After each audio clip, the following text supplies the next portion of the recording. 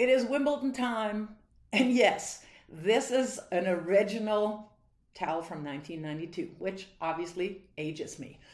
But I did play in Wimbledon a bunch of times, did not necessarily enjoy it the most because grass was not my surface, and also back then they had a different species of grass. It was way faster than what we see now. Now you see people winning Wimbledon staying at the baseline exclusively. And also, since I played, they actually changed the tennis balls. They are actually a little bigger than what they used to be back then, millimeters or fractions of millimeters. But the whole point was to slow the game down because, yep, televised, it was a nightmare. I mean, you had rallies 1, 2, 3 balls, and that was it. So since they've made the changes, maybe I would have enjoyed playing it more. The other thing was that, yeah, you never really got to play on grass because it rained all the time. And you practiced on artificial grass, on hard court, on clay, on nothing, but never really on grass. So anyways, great memories to have played there, but also not so great memories because I also never did really well there. Anyways, I'm a little late with my predictions. It is Wednesday and there have been matches already. So I just want to give you my thoughts on some of the matches and also, of course, include my predictions of who's going to win it all. So 2 matches have already happened that I think stand out for me. One, Serena's comeback. Last comeback, what is it going to be? Very obviously that she has not competed in a year. Very obviously that also probably she was very limited in how much she could train. And yeah, she lost to somebody who really is only known to insiders. Amanitan, I hope I don't butcher her name as much. Yeah, glimpses of what she can do are still there. But here's what I have to say to people that say she should immediately retire. She's a disgrace. Why is she still playing? I'm going to give you the nope card. That woman can do whatever the heck she wants to do, play and do, again, whatever she decides to do. Because what she has achieved, what she has accomplished is absolutely incredible. So Serena, keep playing however long you want. And she already said that she probably is going to play the US Open. Whether that's then her last match or not, doesn't matter. Serena is still a goddess in tennis to me. The second one that everybody, of course, talked about just happened. Emma Raducanu lost in the second round to Caroline Garcia from France. Caroline Garcia is definitely not anybody that you should ever underestimate. She just won the prep tournament in Bad Homburg in Germany, actually. And she used to be top 5 in the world a couple of years ago. Rough for Emma Raducanu, nevertheless, because this is her first big chunk of points that is going to go out the window. So I don't know where she's going to end up. She's probably still going to be top 30 or top 40. So she's not going to not be able to get into high-level tournaments. And she still doesn't have that many points to defend for the second half of the season until, of course, the US Open. So yet again, lots of people extremely negative. And I still think not necessary to be that vindictive and to have that much Schadenfreude, which is a great word, German word, to take delight in the misery of others. You are not a fluke if you win a 14-day tournament. Were there probably matches that were easier than others or draws easier than others? Maybe. But that woman can still play. And if you remember, she is still in her first full season on the WTA Tour.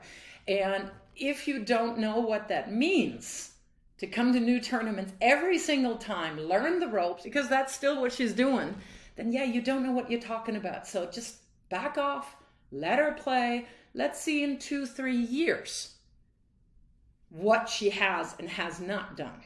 And then we can talk. Is it going to be Iga Swiatek? I have to go with yes, because who else? Annette Kontaveit just lost. She was the number 2 seed. Is grass Paula Badosa's surface? Is it Maria Sakkari's? I don't think so as much. Sleeper in the draw, always good for surprises, is Jelena Ostapenko, because that woman, if she's on, she is just firing missiles right, left, and center. Goes for broke pretty much on every stroke. So she's one to count in, maybe. I kind of hope Ons Jabeur, because I just love how she plays. I love how she takes basically whatever happens and sees something really positive, something really full of humor in it. And yeah, it would be fantastic if she could make it to the finals, which if, everybody lives up to their seeding, she would meet Iga Swiatek in the finals. So that would be a final that I would love to watch. Other than that, I don't see anybody beating Iga Swiatek. And I said that before, unless the moment becomes too big for her. But she is so level-headed, so grounded, so I don't care that I just, equalized Venus Williams' win streak of 31 matches in a row. I don't see her totally breaking down. So I'm going with Iga again. And it would be fantastic. What about Coco Gauff? Ooh, she barely scraped by in the first round, which really in a 2-week tournament, at the end of the day, it doesn't really matter because the first round is always tough for everybody. And if you squeak by, well, you got 14 days to basically raise your level.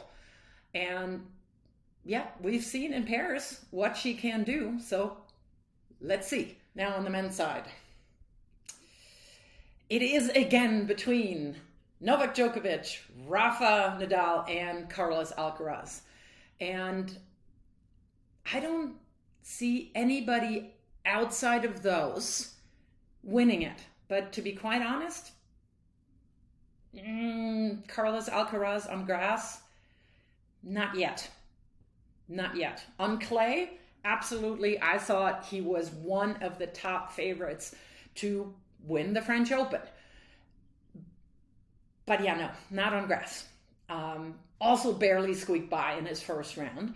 And he's just not ready for grass. And it's not necessarily his play style or definitely not his athleticism.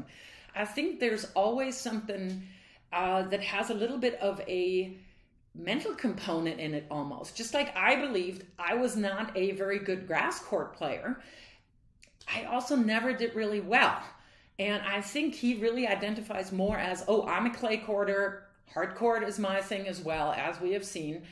But grass, not quite yet. Doesn't mean that he's not going to win it in a couple of years. Rafa Nadal? Nope. I don't think he's going to pull off the magic again. Paris, French Open, Rafa Nadal, I predicted it. Just tooting my own horn here for a second. Those two are, that's nobody can explain. But I think, can he pull through that with his foot? And now we know more of the details that haven't had, a gazillion injections to numb the nerve. Questions are coming up. Are painkillers, doping, all of that. But I don't care really about that as much. But it's just not the magic of Roland Garros at Wimbledon for him. So I don't think he's going to pull that off. 2 big players have had to withdraw because of COVID. Matteo Berrettini is out, Marin and Cilic are out. Absolute favorites for the title. I think it's going to be Novak Djokovic. I mean, obviously his year has not been great for all of the reasons that we know, but this could be the time that he's pulling it all together again, because that's just what a champion does.